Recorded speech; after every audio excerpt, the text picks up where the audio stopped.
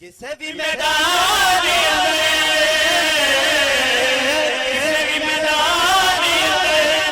سن لے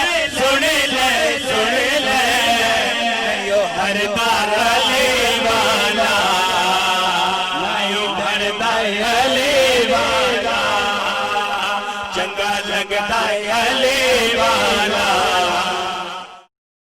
السلام علیکم ناظرین، میں ہوں سید علی حسنین گیلانی اور آپ دیکھ رہے ہیں میرا یوٹیوب چینل۔ ناظرین، آج کی اس ویڈیو میں ہم ڈسکس کریں گے باغ فدق کے بارے میں کہ یہ باغ نبی پاک صلی اللہ علیہ وآلہ وسلم کو کیسے ملا اور نبی پاک صلی اللہ علیہ وآلہ وسلم کے بعد کے ادوار میں یہ باغ کن کن لوگوں کے پاس رہا اور انٹل اب تک یہ باغ کہاں پہ موجود ہے۔ تو یہ ساری ڈیٹیل آپ کو بتائی جائے گی۔ تو میں اس کے باغ ملنے کے اسباب سے سٹارٹ کرتا ہوں ساری بات کو کہ یہ باغ نبی پاک صلی اللہ علیہ وسلم کو ملنے کے پیچھے اسباب کیا تھے۔ غزوہ خندق کے دوران یہودیوں کا ایک قبیلہ مدینہ میں موجود تھا، اسے بنو قریظہ کہا جاتا تھا۔ اس قبیلے نے خفیہ طور پر مشرکین مکہ کی مدد کی، کیونکہ اوپنلی مدد نہیں کر سکتا تھا، ان کا معاہدہ تھا نبی پاک صلی اللہ علیہ وسلم کے ساتھ، تو اس لیے اوپنلی نہیں کر سکتا تھا، لیکن خفیہ طور پہ یہ بنو قریظہ کے لوگ یہ مشرکین مکہ کی مدد کرتے رہے۔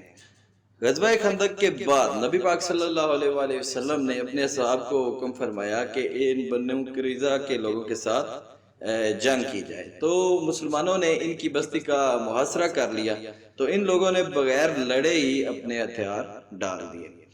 تو انہوں نے ہتھیار ڈالے تو مسلمانوں نے ان کو مدینہ سے نکال دیا تھا۔ تو خیبر کے جو یہودی تھے، مدینہ سے تقریباً 160 کلومیٹر کی دوری پہ خیبر موجود ہے، تو خیبر کے یہودیوں نے ان بنو قریظہ کے لوگوں کو کہا کہ ہم لوگ آپ کی مدد کریں گے اور آپ کی اس ہار کا بدلہ لیا جائے گا۔ تو اس کے لیے انہوں نے خفیہ طور پر جنگ کی تیاری کرنا شروع کر دی۔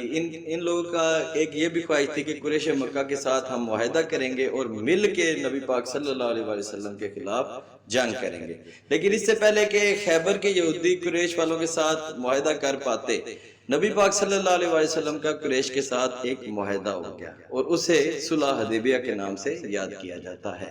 اب اس معاہدے کے بعد خیبر کے یہودی تو نبی پاک صلی اللہ علیہ وسلم سے خیبر کے یہودی تو قریش سے معاہدہ کر نہیں سکتے تھے، تو نبی پاک صلی اللہ علیہ وسلم نے، کیونکہ وہ جانتے تھے کہ خیبر کے یہودی ہمارے خلاف جنگ کرنا چاہتے ہیں، تو انہوں نے مسلمانوں کو حکم دیا کہ اب خیبر کی طرف چڑھائی کی جائے۔ تقریباً 1800 سے 2000 مسلمان فوج خیبر کی طرف بڑھی۔ یہ تقریباً 627 عیسوی کی بات ہے، مئی کے مہینے میں، تو خیبر کی طرف گئی۔ اب یہودیوں کو بھی پتہ چل گیا، خیبر کے یہودیوں کو، کہ مسلمان ہم پر حملہ کرنے کے لیے آ رہے ہیں، تو انہوں نے خیبر کے قریب ہی تھا ایک نخلستان کا علاقہ، اسے فدق کہا جاتا ہے، تو وہاں پہ بھی یہودی موجود تھے، تو خیبر کے یہودیوں نے فدق کے یہودیوں کو اپنا اتحادی بنا لیا۔ خیر، خیبر کی جنگ شروع ہوئی، اس کے واقعات ابھی میں ڈسکس نہیں کروں گا، آپ جانتے ہی ہیں کہ قلعہ خیبر فتح ہو گیا۔ جب خیبر کا قلعہ فتح ہو گیا تو اس کے بعد جب فدق کے یہودیوں کو پتہ چلا کہ خیبر کا قلعہ فتح ہو چکا ہے، تو انہوں نے بغیر لڑے ہی اپنے ہتھیار ڈال دیے تھے۔ اب انہوں نے بغیر لڑے ہتھیار ڈالے تو ان کا جو علاقہ تھا وہ مسلمانوں کو مل گیا۔ اب میں یہاں پہ آپ کو ساتھ ساتھ یہ بھی بتاتا چلوں کہ مال غنیمت اور مال فے میں کیا فرق ہے۔ مال غنیمت وہ مال ہوتا ہے کہ جس میں مسلمان فوج لڑے اور جنگ کے بعد جو کافر ہیں وہ اپنا مال چھوڑ کے بھاگ جائیں، تو وہ مال، اس مال میں مرد بھی شامل ہو سکتے ہیں، عورتیں بھی ہو سکتی ہیں، زمین بھی ہو سکتی ہے، جنگ کا سامان بھی ہو سکتا ہے۔ یہ سارا مال جو ہوگا نا، یہ مال غنیمت کہلائے گا، اور اس مال کے 5 حصے ہوتے ہیں۔ 5ویں حصے کو خمس کہا جاتا ہے، اور وہ خاص اللہ اور اس کے رسول کا تھا، نبی پاک صلی اللہ علیہ وسلم کا 5واں حصہ، اور وہ اب تک بھی نبی پاک صلی اللہ علیہ وسلم کا ہی ہے، قیامت تک کے لیے اہل بیت کا وہ حصہ ہے، 5واں حصہ۔ اور باقی جو 4 حصے رہ جاتے ہیں مال غنیمت کے، ان 4 حصے جو ہیں وہ جنگ میں جو لوگ لڑ رہے ہوتے ہیں مسلمانوں کی طرف سے، تو ان میں تقسیم ہوتا ہے۔ اس میں بھی فرق ہوتا ہے، جو گھوڑے پہ گیا لڑنے کے لیے ان کو 2 حصے ملیں گے، جو پیدل لڑائی کرنے کے لیے گیا اس کو 1 حصہ ملے گا۔ تو یہ تو ہو گیا مال غنیمت۔ اب ایک ہے مال فے۔ تو مال فے اس مال کو کہا جاتا ہے کہ جس میں لڑائی کے لیے تو گئے لیکن لڑائی نہیں ہوئی، کفار نے یا سامنے والی کسی بھی فوج نے بغیر لڑے ہتھیار ڈال دیے۔ جب بغیر لڑے ہتھیار ڈال دیے تو اسی پہ ہی سورۃ حشر کی آیت نمبر 6 اللہ پاک نے نازل کی کہ نبی پاک صلی اللہ علیہ وآلہ وسلم کے بارے میں آیت نازل کی۔ اس کا مفہوم میں آپ کو بتا دیتا ہوں کہ اللہ پاک نے جو اپنے نبی کو یہ مال غنیمت ان سے دلوایا ہے، اور ان پر نہ تو تم نے اپنے گھوڑے دوڑائے اور نہ ہی اونٹ، مگر اللہ مسلط کر دیتا ہے اپنے رسولوں کو جس پر چاہے، اور اللہ ہر چیز پر قادر ہے۔ تو اس آیت کی روشنی میں مال فے جو تھا، یہ اسپیشل مال فے کے لیے آیت جو ہے نازل ہوئی تھی۔ تو یہ جو مال فے ہوتا ہے یہ اللہ پاک نے بیان کر دیا کہ یہ صرف نبی پاک صلی اللہ علیہ وآلہ وسلم کا ہوتا ہے۔ اس مال فے سے نبی پاک صلی اللہ علیہ وسلم اپنے اہل و عیال کی کفالت کرتے تھے، اس کے علاوہ مہمانوں کا آنا جانا، اور غریبوں میں بھی تقسیم کر دیا کرتے تھے، غرض کہ نبی پاک صلی اللہ علیہ وآلہ وسلم کی مرضی، جس مرضی کو وہ دیں یا اپنے پاس رکھیں یا جیسے بھی کفالت کریں۔ تو یہ جو باغ فدق تھا یہ بھی اس کی غلط فہمی میں دور کرتا چلوں کہ کچھ لوگ سمجھتے ہیں کہ یہ مال غنیمت میں ملا تھا۔ یہ مال غنیمت نہیں تھا، یہ مال فے تھا۔ تو یہ نبی پاک صلی اللہ علیہ وآلہ وسلم کی ذاتی ملکیت تھا۔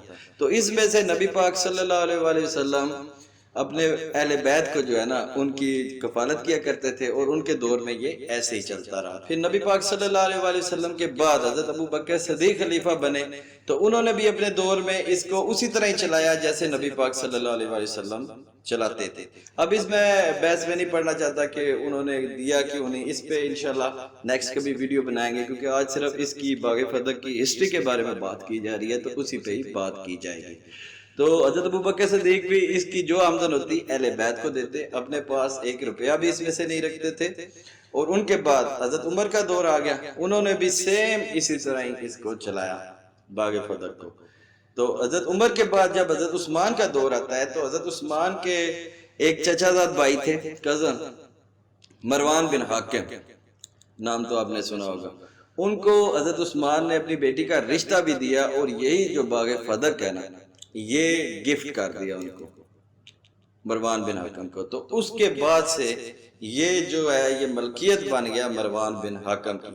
چوتھے خلیفہ حضرت علی، انہوں نے اپنے دور میں بھی یہ باغ جو ہے واپس نہیں لیا، بلکہ جیسے چل رہا تھا اسی طرح ہی چلتا گیا۔ پھر حضرت علی کے بعد حضرت معاویہ، پھر یزید، پھر معاویہ ثانی، اور پھر مروان کی اپنی حکومت آ گئی۔ ان سارے ادوار میں یہ جو باغ فدق ہے یہ مروان بن حاکم کی ملکیت رہا۔ مروان بن حاکم کے بعد اس کا بیٹا عبد المالک بن مروان، پھر یہ اس کی ملکیت بن گیا۔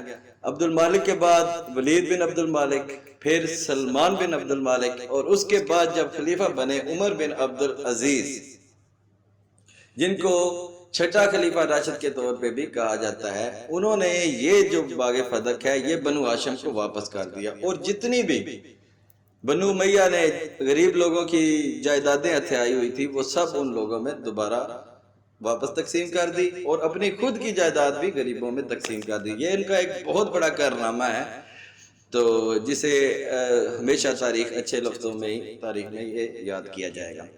ان کے بعد ان کا 2 سالہ دور حکومت تھا۔ ان کے بعد جب پھر خلیفہ بنتا ہے یزید بن عبد المالک، تو اس نے یہ باغ فدق دوبارہ بنو ہاشم سے لے لیا، دوبارہ بنو ہاشم سے لے کے اس کو اپنے قبضے میں کر لیا، تو دوبارہ یہ باغ فدق جو ہے بنو امیہ کے قبضے میں آ گیا۔ تو یزید کے بعد پھر یہ اموی خلافت کا جب خاتمہ ہوا تو صفا جب خلیفہ بنے بنو عباس میں سے، تو انہوں نے یہ باغ جو ہے نا دوبارہ جو ہے یہ بنو ہاشم کو دے دیا۔ تو پھر یہ بنو ہاشم کے پاس کافی عرصہ رہا، لیکن جب بنو عباس کا خلیفہ ابو جعفر منصور خلیفہ جب بنا تو اس نے یہ باغ ایک بار پھر بنو ہاشم سے لے لیا، اور یہ باغ بنو عباس کے پاس چلا گیا، اور کافی عرصہ تک بنو عباس کے پاس رہا۔ ان کا تقریباً 450-500 سالہ دور حکومت تھا، تو پھر یہ باغ بنو عباس کے پاس رہا۔ اس کے بعد پھر جب عثمانی سلطنت آئی تو یہ رہا تو بنو عباس کے پاس ہی، لیکن یہ تسلط میں آ گیا پھر یہ سلطنت عثمانیہ کی، انہوں نے 600 سال حکومت کی۔ تو پھر جیسا کہ آپ کو پتا ہے کہ پہلی جنگ عظیم کے بعد سلطنت عثمانیہ کے ٹکڑے ٹکڑے ہو گئے تھے۔ تو 1925 میں یہاں پہ حجاز کے علاقے میں سعودی گورنمنٹ آ گئی، تو پھر اس کے بعد سے اب تک یہ باغ سعودی گورنمنٹ کے انڈر ہے۔ تو یہ تھی باغ فدق کی ایک تاریخ جو میں نے کہا آپ کے ساتھ شیئر کروں، امید ہے کہ آپ کو پسند آئی ہوگی۔ اگر آپ اس طرح کی مزید معلوماتی ویڈیوز دیکھنا چاہتے ہیں تو چینل کو لائک کریں، سبسکرائب کریں اور دوستوں کے ساتھ شیئر کریں۔ ملتے ہیں انشاءاللہ نیکسٹ کسی ویڈیو میں، اپنا خیال رکھیے گا جی، فی امان اللہ۔